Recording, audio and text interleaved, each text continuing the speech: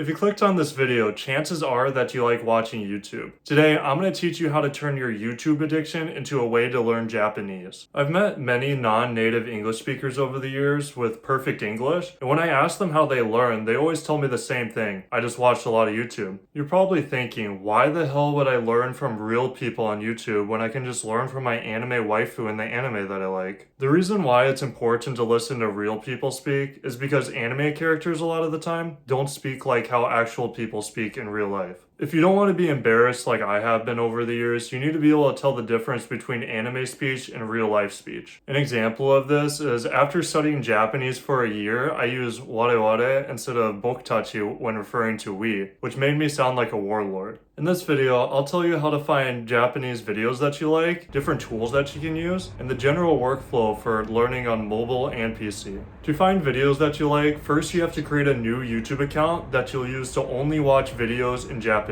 This is to train a new algorithm, so YouTube will recommend you only videos from Japanese YouTubers. Once you make a new YouTube account, you have to look up videos that you think you'll like in Japanese. So for topics that you're interested in, just look it up in Japanese and click on videos that look interesting. I'll also link a spreadsheet with Japanese YouTubers that someone else made, and I'll also link one that I made in the description below. After you start watching only Japanese YouTubers and only click on videos that are in Japanese, your feed will eventually be filled with only Japanese content. Also, make sure not to watch content that's targeted for Japanese learners, because then your feed will be filled with those videos as well. In order to make flashcards with all the tools that I'll talk about in this video, you need to have Anki installed on your device. And on PC, you also need to have the Anki Connect add-on as well. I'll link downloads and further instructions to set up Anki in the description below. Now I'm going to go over my PC workflow. On PC, I use a Google extension called Asbplayer to make flashcards from YouTube videos.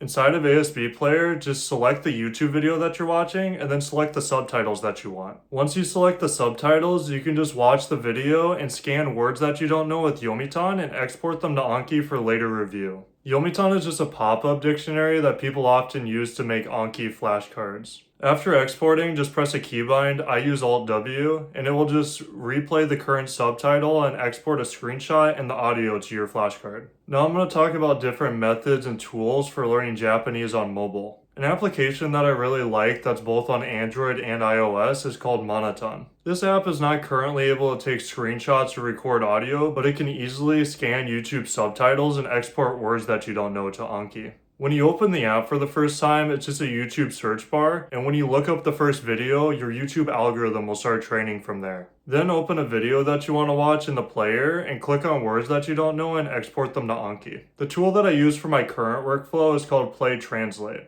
This tool can scan your screen for YouTube subtitles, and it can export audio and screenshots as well. You can just scan the word and then click the button at the top. After that, a menu will come up, so just click the Anki button at the bottom right. After that, it'll let you select the audio that you want. Then just export it to Anki. I'll link everything that I mentioned and further setup instructions in the description below. If you are a beginner or even an intermediate Japanese learner, watching YouTube is going to be frustrating no matter what content you watch. Some advice that a YouTuber called Matt vs. Japan used to say is that you need to accept ambiguity, which means that you need to accept that you're not going to understand everything, and that's okay because that's a part of the process. Even if you don't know what they're saying, you can sometimes look up individual words and just look at the context clues from the videos and make an estimated guess at what they're saying. For example, if they say itadakimasu every time before they eat, you can assume that that is something that Japanese people say before they eat. Or if there's a sentence saying ima toshokan ni ikimasu and you don't know what toshokan means, you can just look up that one word and you can know what the sentence means.